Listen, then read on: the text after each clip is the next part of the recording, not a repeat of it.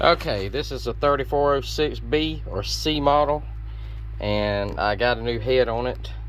And I was just going to show these valves are a little different than a Detroit and a C15 that I did when I adjusted the valves. These actually have two adjustments, one right here and one right here. This one's for the it's right above the push rod, which I believe up under here is where you put your feeler gauge.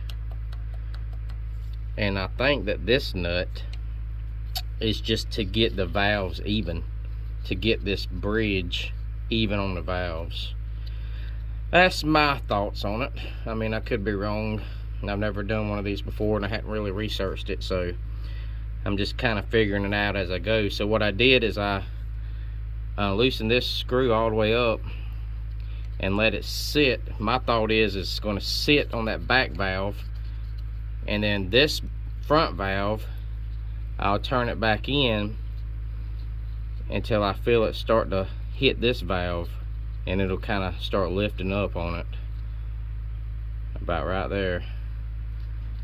So I'm going to tighten that down. I'm going to hold this with a screwdriver and tighten that with a wrench, and then I'm going to put my feeler gauge up under here and adjust this with the feeler gauge.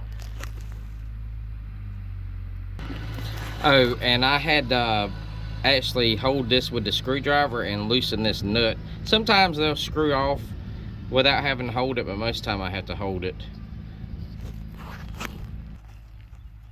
Alright, so now I've got this loose, this nut, and I'm going to stick my 15th thousandths, and it's got a lot of play.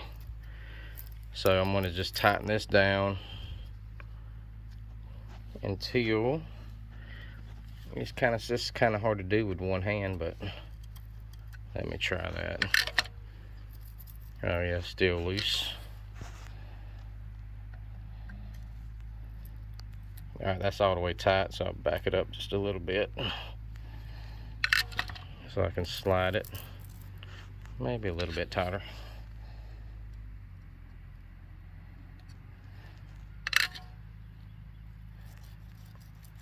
I kind of like that. I might go a little bit tighter, but that's basically how you do it. And then you hold it with the screwdriver and then tighten it back down. So that's my thinking on it. I mean, I could be wrong, but it makes sense to me.